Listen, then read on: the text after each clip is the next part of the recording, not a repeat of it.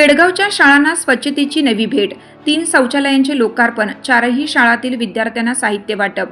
विद्यार्थ्यांना स्वच्छ, सुरक्षित व दर्जेदार शैक्षणिक सुविधा उपलब्ध करून देण्याच्या उद्देशाने पेडगाव येथील जिल्हा परिषद शाळांमधील 3 शौचालयांचे लोकार्पण तसेच विद्यार्थ्यांना शालेय साहित्याचे वाटप करण्यात आले.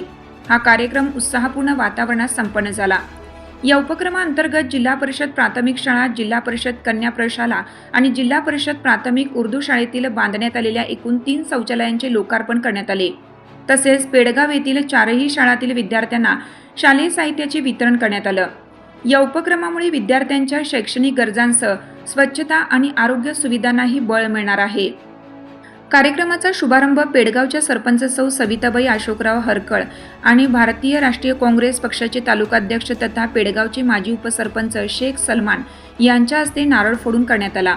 यावेळी शिक्षक प्रेमी राजेंद्र देशमुख, आशिष हरकळ, ग्रामपंचायत सदस्य अनिल आसोरे, हरेश पठाण, प्रशांत हरकळ, बाळासाहेब खरात, निखिल मांडे, शालेय व्यवस्थापन समितीचे अध्यक्ष अविनाश गायकवाड, मोबिन पठाण व समिती सदस्य, मुख्याध्यापक, शिक्षक वृंद, विद्यार्थी, पालक तसेच ग्रामस्थ मोठ्या संख्येने उपस्थित होते.